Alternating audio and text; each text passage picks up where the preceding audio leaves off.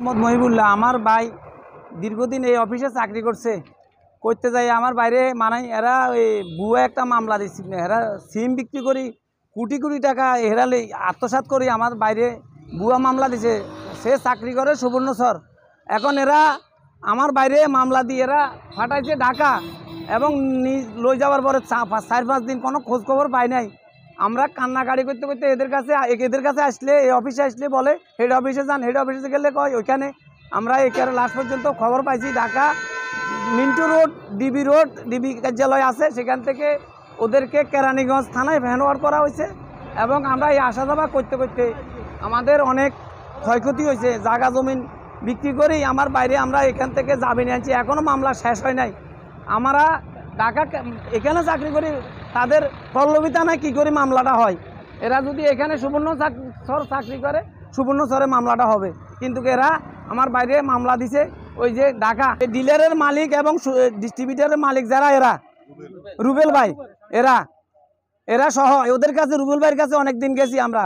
যাওয়ার পরে ওরা আমরা আমাদের বাইরে আমাদের নিজের টাকা দিয়ে আমরা যখন জামিন নিছি এরা বলতেছে আমরা নাকি আরও সুমন ভাই সহ আমার ভাই খালতো ভাই সহ আমরা ওই টাকাটা আত্মসাৎ করছি, ওদেরকে জামিনে আনতে ইত্যান্ন হেদের মাধ্যমে দিলে জামিনে আসবে এমন কত তারা আমাদের প্রচার করছে রুবেল ভাই এবং এই অফিসের ডিস্ট্রিবিউটার যারা এরা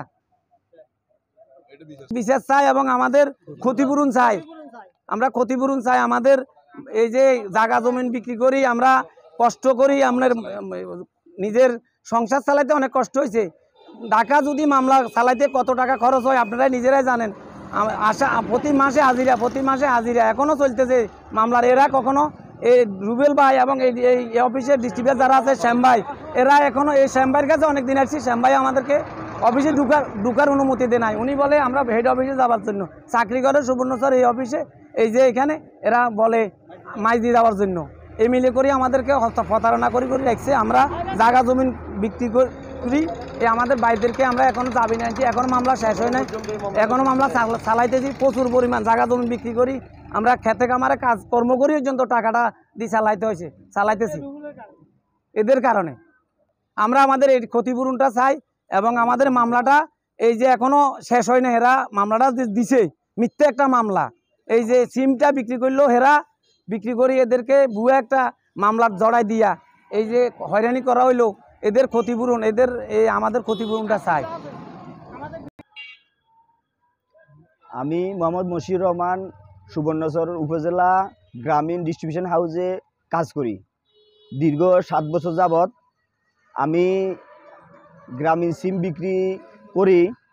আমার ডিলার এবং ডিস্ট্রিবিউশন হাউস ম্যানেজার শ্যাম সাহা, টোটন দা এবং আমাদের ডিস্ট্রিবিউশন ডিলার রুবেল আমাদেরকে যে সিমগুলা বিক্রি করার জন্য আমরা এগুলা বিক্রি করি, এই সিমগুলা তারা ভুয়া অ্যাক্টিভ করে মাইজ দিতে নিয়ে বিক্রি করে। একটা সিম 1000 টাকা বিক্রি করি। এই সিমগুলার আন্ডারে একটা দুর্নীতি মামলা হয়।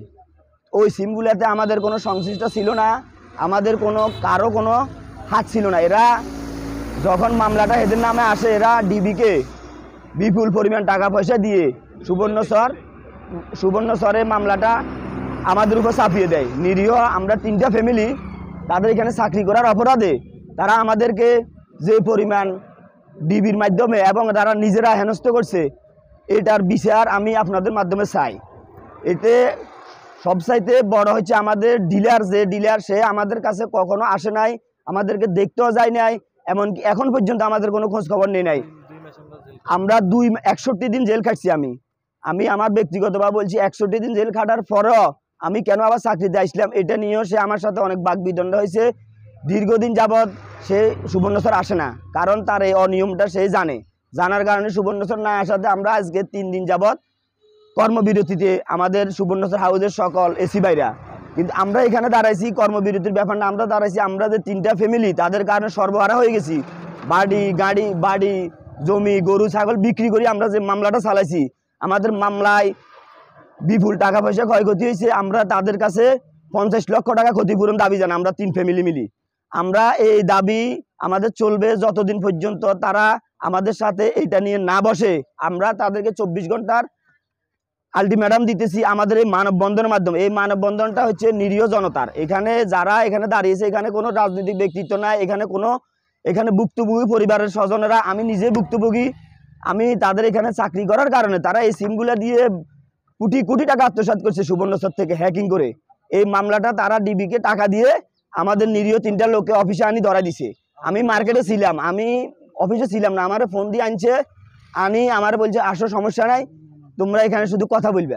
এটা বলার পরে আমি আসলাম, আসার পরে আমাদের 3টা লোককে তারা দেখি যাদেরকে মানে করা দরকার, আমরা যারা ওই নিরীহ চাইছে, আমাদের 3 জনকে ডিবির হাতে তুলে দিছে এবং মাইজ দিতে যায় আমাদেরকে নিয়ে আসার কথা, কিন্তু মাইজ দিতেও কেউ আসে নাই।